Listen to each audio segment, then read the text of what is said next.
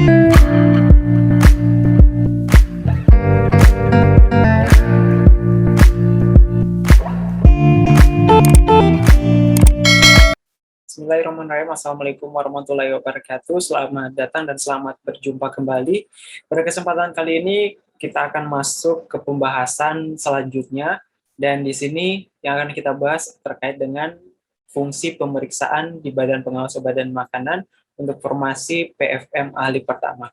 Nah, ada beberapa materi di sini yang akan kita bahas. Yang pertama, pemeriksaan sarana produksi tentunya. Kemudian juga ada pengambilan contoh, pengawasan periklanan, dan pengawasan penandaan untuk obat dan makanan.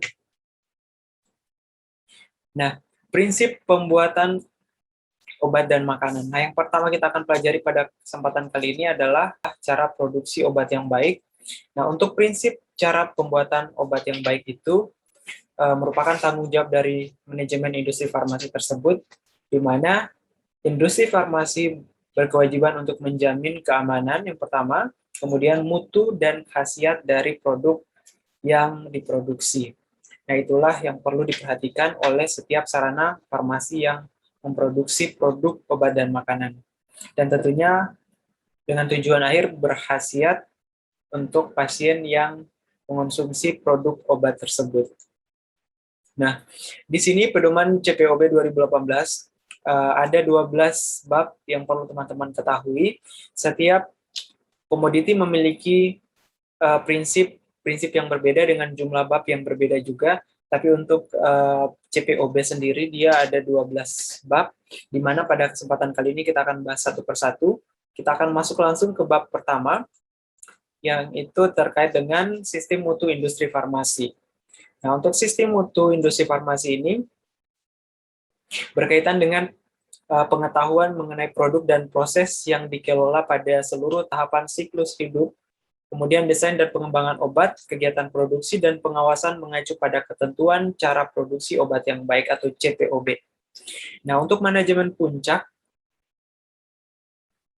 harus mencapai sasaran mutu yang ditetapkan, kemudian juga bertugas untuk memastikan sistem mutu industri farmasi yang efektif tersedia. Nah, di sistem ini juga, di bab 1 ini harus dijelaskan terkait kajian manajemen, di mana dilakukan secara berkala untuk mengidentifikasi peluang untuk perbaikan yang berkelanjutan untuk meningkatkan mutu produk, proses, dan sistem mutu tersebut. Selain itu, di sistem mutu industri farmasi, bab 1 ini mengatur tentang manajemen mutu, yang mencakup semua aspek yang akan mempengaruhi mutu produk nantinya yang diproduksi, kemudian memastikan bahwa obat memiliki mutu yang sesuai dengan tujuan penggunaan. Kemudian juga di sini ada CPOB yang merupakan bagian dari manajemen mutu tersebut, bertujuan untuk memastikan obat yang dibuat dan dikendalikan secara konsisten. Jadi harus konsisten pembuatannya dan tidak ada perubahan seiring dengan berjalannya waktu, sehingga dengan CPOB tadi diharapkan untuk mendapatkan izin edar dari Badan POM, tentunya setelah melewati persetujuan uji klinik atau spesifikasi produk. Nah, untuk pengawasan mutu, di sini juga di bab 1 dijelaskan terkait pengawasan mutu, yang mencakup pengambilan sampel, spesifikasi, dan pengujian, serta mencakup organisasi, dokumentasi, dan prosedur pelulusan. Dan juga penguasaan mutu memastikan bahwa pengujian yang diperlakukan dan relevan telah dilakukan. Jadi itulah beberapa aspek di bab 1. Selain itu ada aspek lain di bab 1 ini yang perlu teman-teman ketahui, yakni di sini ada pengkajian mutu produk. Tentunya bertujuan untuk membuktikan konsistensi proses, kemudian kesesuaian dengan spesifikasi bahan awal, bahan pengemas, dan produk jadi, kemudian juga melihat tren dan mengidentifikasi perbaikan yang diperlukan untuk produk yang diproses. Produk dan proses maksudnya.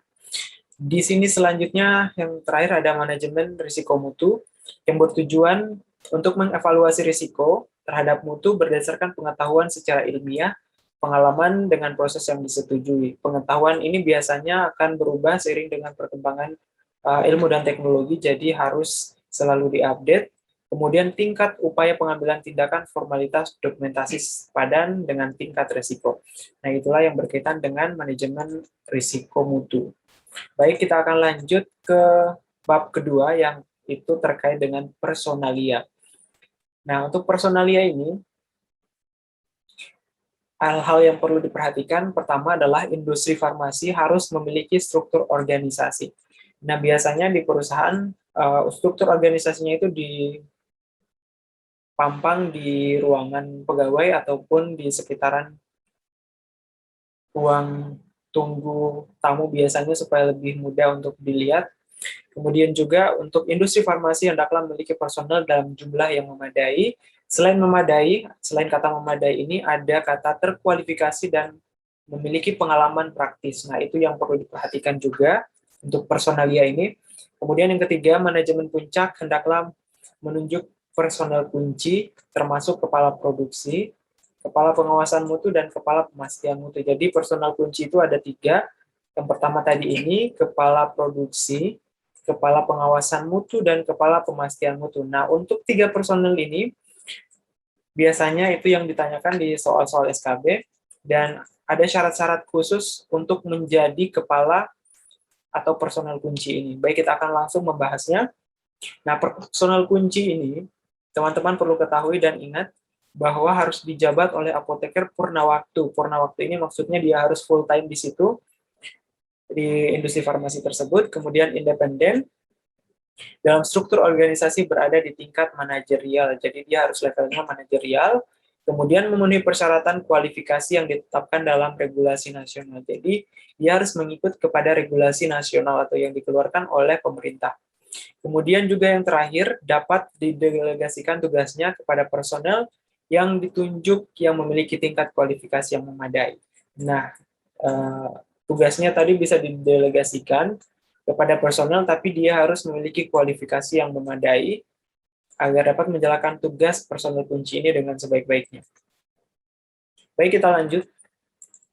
Nah, untuk bab 3 terkait bangunan dan fasilitas, nah di sini mencakup area produksi, harus diatur tata letak ruangan produksinya sedemikian rupa, kemudian juga harus mencegah kesesakan, jadi ruang produksinya harus ada space untuk karyawan yang sementara melakukan proses produksi, kemudian juga memungkinkan komunikasi dan pengawasan yang efektif, itu yang perlu diperhatikan di area produksi. Selain itu, di area produksi juga perlu diperhatikan permukaan-permukaan seperti dinding, lantai, dan langit-langit ruangan. Hal ini dilakukan untuk menghindari terjadinya kontaminasi silang atau kontaminasi dari ruangan atau dinding-dinding tempat area produksi tersebut.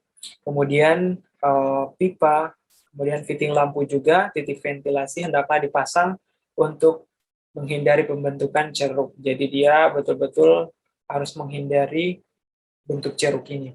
Kemudian area di mana dilakukan kegiatan yang menimbulkan debu memerlukan sarana penunjang khusus untuk mencegah kontaminasi silang. Jadi yang paling diperhatikan di area produksi itu adalah meminimalisir terjadinya kontaminasi silang sehingga produk tadi tetap terjamin keamanan, mutu, serta khasiatnya. Di area penyimpanan juga seperti itu harus memiliki kapasitas yang memadai untuk produk, sehingga nanti produk tidak saling desakan atau saling menumpuk, karena biasanya akan mempengaruhi dan merusak produk tersebut. Tidak diletakkan langsung di lantai juga untuk menghindari kelembaban biasanya. Untuk kondisi penyimpanan khusus, misalnya suhu dan kelembaban, dilakukan pemantauan secara berkala. Nah, untuk suhu kelembaban ini ada alatnya juga, dan biasa alatnya itu harus dikalibrasi secara berkala juga. Kemudian tersedia area yang terpisah dengan lingkungan yang terkendali untuk pengambilan sampel, tersedia area yang terpisah dan terkunci untuk penyimpanan bahan dan produk yang ditolak atau dikembalikan. Jadi harus dipisahkan mana barang yang siap didistribusikan, mana produk yang telah ditolak atau reject, atau yang dikembalikan atau return. Itu yang perlu diperhatikan dan disediakan di area penyimpanan ini. Kita lanjut lagi. Area pengawasan mutu juga harus terpisah dari area produksi, jadi semua area-area ini harus terpisah dan juga harus memenuhi persyaratan-persyaratan yang telah ditetapkan di regulasi. Kemudian tersedia tempat penyimpanan dengan luas memadai untuk sampel, baku pembanding, dan lain-lain. Desainnya juga hendaknya memperhatikan kesesuaian bahan konstruksi, ventilasi, dan pencegahan terhadap asap. Pasokan udara ke laboratorium hendaklah dipisahkan dari pasokan ke area produksi. Jadi, pasokan udara dari laboratorium dan area produksi harus dipisahkan, takutnya ada kontaminasi dari udara yang lewat udara biasanya karena di laboratorium itu banyak bahan kimia, takutnya ada kontaminasi kimia tentunya. Nah, selain itu ada peralatan di mana permukaan peralatan yang bersentuhan dengan bahan awal atau bahan produk atau produk jadi ini harus diperhatikan, tidak boleh menimbulkan reaksi adisi ataupun absorpsi. Biasanya itu menggunakan bahan yang stainless. Kemudian bahan yang diperlukan untuk pengoperasian alat khusus, misalnya pelumas. Nah, ini tidak boleh bersentuhan dengan bahan yang sedang diolah karena dia bisa berpotensi menjadi cemaran kontaminasi kimia. Kemudian peralatan untuk mengukur, menimbang hendaklah dikalibrasi seperti yang saya sebutkan tadi bahwa harus dikalibrasi, diperiksa pada interval waktu tertentu. Jadi secara berkala dilakukan kalibrasi dan pemantauan. Nah, untuk bab 5-nya ada produksi, di mana di sini menjelaskan terkait dengan pengolahan. Pengolahan produk yang berbeda tidak boleh lakukan secara bersamaan atau berurutan dalam ruang kerja yang sama, jadi betul-betul harus terpisah. Selama pengolahan, semua bahan, peralatan atau mesin produksi dan ruangan kerja yang dipakai hendaklah diberi label atau penandaan sehingga gampang untuk ditelusur, dan penandaan dari produk atau bahan yang sedang diolah, kekuatan bila ada, dan nomor batch tentunya. Proses kritis hendaklah divalidasi juga. Sistem pengendalian debu hendaklah dipasang saat penanganan bahan dan produk kering untuk mencegah kontaminasi silang. Jadi sebenarnya kontaminasi silang ini adalah yang sangat menjadi concern di produksi. Kemudian juga ada penimbangan, harus dilakukan verifikasi, pengawasan selama proses juga, hasil pengujian atau pemeriksaan selama proses hendaklah dicatat. Jadi selama alat berjalan, kemudian juga tahapan produksi, itu biasanya dilakukan sampling dan diuji. Kemudian harus dicatat juga batch-nya supaya mudah ditelusuri. Kemudian spesifikasi pengawasan selama proses hendaklah konsisten dengan spesifikasi produk, ini yang paling penting juga. Sistem penomoran batch atau lot, ini dilakukan untuk menjamin bahwa nomor batch atau lot yang sama tidak dipakai berulang, itu yang ditakutkan. Kemudian juga hal ini tentunya berkaitan dengan dokumentasi untuk memudahkan penelusuran ketika ada barang atau produk yang reject atau mungkin kualitasnya tidak memenuhi kualifikasi. Kemudian bahan awal harus berasal dari pemasok yang terkualifikasi, kemudian memenuhi spesifikasi yang ditetapkan. Pada saat penerimaan dilakukan pemeriksaan juga kebutuhan wadah, kesesuaian antara catatan pengiriman, pemesanan, label pemasok, dan pabrik pembuat yang telah disetujui. Kemudian bahan awal yang disimpan hendaklah diberi label.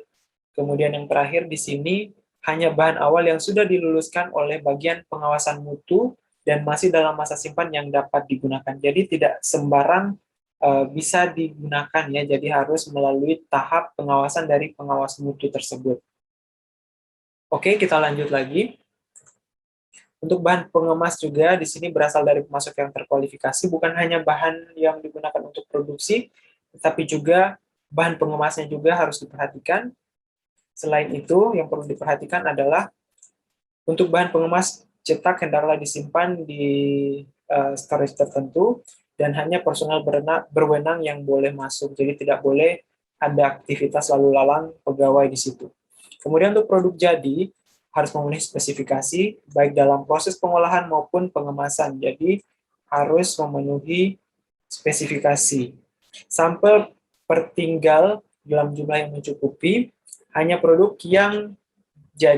jadi yang telah diluluskan oleh manajer mutu dapat didistribusikan. Jadi betul harus diawasi sampai ke tahap akhir sampai pengemasan.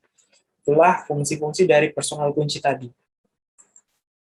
Nah, untuk yang ke-6, bab 6, cara penyimpanan. Di sini kita akan bahas cara penyimpanan dan pengiriman obat yang baik. Pertama, di sini ada personelia, manajemen mutu, kemudian penyimpanan. Harus memang personelnya harus memiliki kemampuan dan pengalaman yang sesuai dengan tanggung jawabnya untuk memastikan bahwa obat disimpan dan dikirim dengan tepat waktu. Kemudian juga diterapkan kode praktik dan prosedur disiplin untuk meminimalisir kemungkinan produk jatuh ke pihak yang tidak berwenang. Nah, untuk manajemen mutu, harus tersedia prosedur pelulusan obat yang disetujui untuk memastikan bahwa obat yang dijual atau didistribusikan hanya kepada distributor atau sarana yang berwenang. Dan untuk penyimpanan, harus ada rekonsiliasi stok secara berkala. Jadi, tetap harus dilakukan pemantauan secara berkala. Untuk kelanjutan dari bab 6 ini, kondisi penyimpanan dan transportasi harus diperhatikan betul-betul. Jika ada bahan atau produk jadi yang harus menggunakan prinsip cold chain atau rantai dingin, pengirimannya, distribusinya menggunakan sistem rantai dingin, maka harus diperhatikan baik-baik. Kemudian tersedia tindakan pengamanan, wadahnya juga harus diperhatikan, harus betul-betul melindungi produk dari pengaruh eksternal atau luar. Kemudian kendaraan yang digunakan hendaklah mempertimbangkan iklim dan variasi cuaca. Jadi betul-betul harus tahan terhadap berbagai macam cuaca. Kemudian dilakukan validasi pengiriman. Nah, untuk bab 7, yaitu terkait dengan pengawasan mutu, tiap pemegang izin industri farmasi hendaklah mempunyai bagian pengawasan mutu. Oke, ini jelas harus ada bagian pengawasan mutu dan independen dari bagian lain. Personel pengawasan mutu hendaklah memiliki akses ke area produksi untuk pengambilan sampel dan penyelidikan tentunya. Nah, untuk bab 7 ini, pengawasan mutu itu ada beberapa yang harus diawati.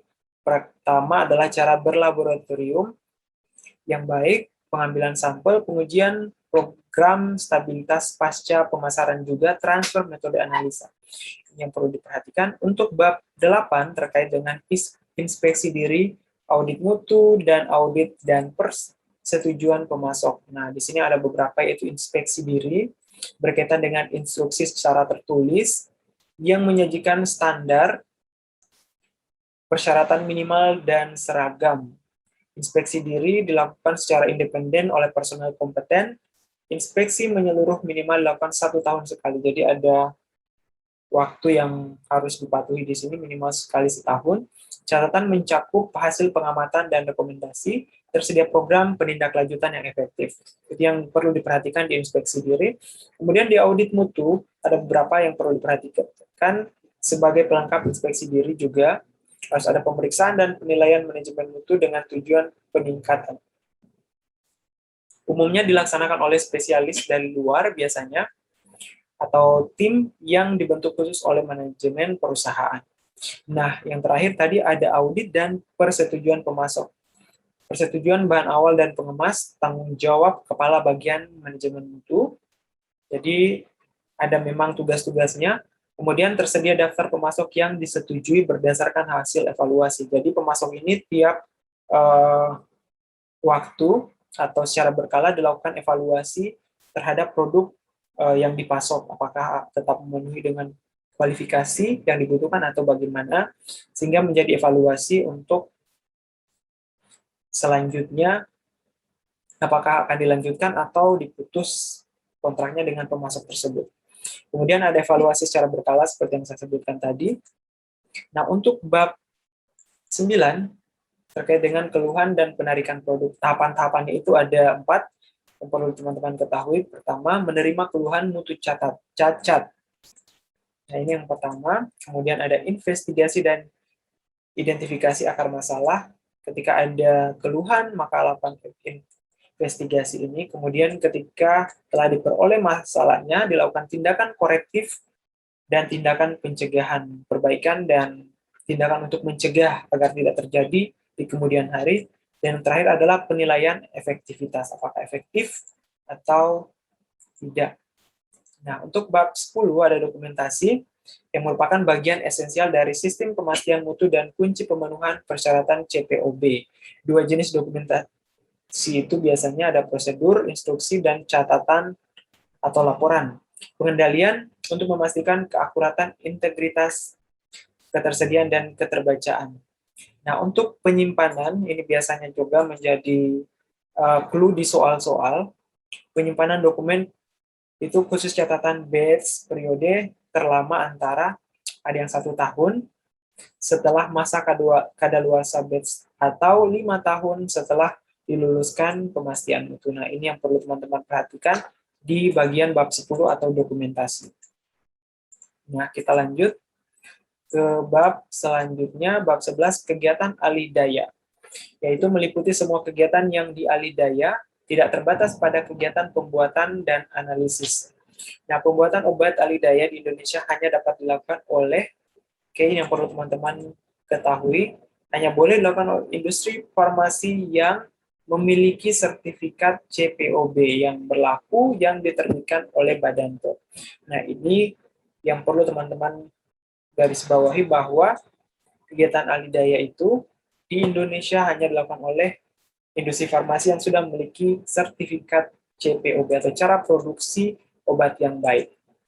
Nah, untuk bab 12, kualifikasi dan validasi. Nah, kita akan mulai ke tahap kualifikasi terlebih dahulu, di mana tahap kualifikasi ini ada yang pertama, spesifikasi kebutuhan pengguna, kemudian kualifikasi desain, yang selanjutnya ada faktor acceptance testing, kemudian yang keempat kualifikasi instalasi, yang kelima kualifikasi operasional atau KO, dan yang keenam kualifikasi kinerja. Nah, ini yang perlu teman-teman ketahui terkait dengan tahapan kualifikasi. Kemudian kita lanjut lagi ke validasi. Nah, ini validasi tadi tahapan terakhir ya, di bab terakhir. Di validasi itu ada 3 proses yang perlu teman-teman ketahui. Pertama ada validasi proses, yang kedua ada validasi metode analisa, yang kedua, ini tadi yang pertama. Yang ketiga ada validasi pembersihan. Nah, ini yang berkaitan dengan validasi.